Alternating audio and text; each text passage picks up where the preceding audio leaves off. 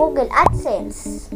Hi guys! Welcome back to my YouTube channel, Charles Vlog. So for today's video ay tuturo ko sa inyo kung paano mag-sign up sa Google AdSense at kung paano ginagamit ang mga YouTuber na kagaya ko ang Google AdSense. Guys, sagad lang itong video na ito kasi explain ko na agad. I hope natapos nyo itong video nito hanggang sa dulo. Take you in advance. So before we start, make sure na subscribe ka sa akin channel. At kung hindi ka pa subscribe sa akin channel, subscribe mo, hit and like at notification bell para update sa mga bago kong videos. Disclaimer lang guys, hindi pa professional, small YouTuber lang po ako na may experience about sa topic na ito. So wala lang paligoy-ligoy guys, simulan na natin to. First, paano ginagamit ng mga YouTuber ang Google AdSense? Creating and linking an AdSense account ay isa sa mga requirements para mag-accept sa YouTube Partner Program. Ang Google AdSense ay another Google product na separate sa YouTube that allows people or companies to run ads on their websites and receive payment. Pero kapag YouTube creator ka, kayo nyo ginagamit ito as a payment tool. At syempre, kailangan mo ng account para ma-ensure na mababayaran ka sa pera kikita mo.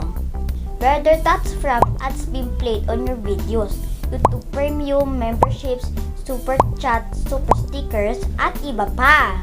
So guys, pag-usapan naman natin kung paano mag-set up ng Google AdSense account. Take note, if you're not yet eligible to apply for the YouTube Partner Program, I recommend na huwag ka muna gumawa ng Google AdSense hanggat di ka pa eligible. Ito ang mga steps sa paggawa ng Google AdSense account at pag-link nito sa iyong channel. First, mag-sign ka sa YouTube Studio gamit ang iyong desktop. I-click ang monetization sa left menu. From there, i-review at i-accept ang YouTube Partner Program terms. Then, i-click yung start to on sa sign up for Google AdSense. Pumili ka kung anong Google account yung gusto mong gamitin for AdSense. Once na nasa Google AdSense ka na, if nag-set ka pa ng new account, ay need mo mag-provide ng personal informations including your address. Mahalaga na i-enter mo yung payment, address, and payee name ng tama. Once na naayos mo na lahat and kapag na-double check mo na to ensure it's all accurate, then you can submit. From there, you'll be taken back to YouTube Studio where you'll see a message verifying receipt. Pagkatapos mo kumpleto lahat ng steps, you'll see a confirmation under the sign up for Google AdSense na ipinapakita ng iyong AdSense account is approved. So, dito nang tatapos ang ating video. I hope na may natutunan kayo dito.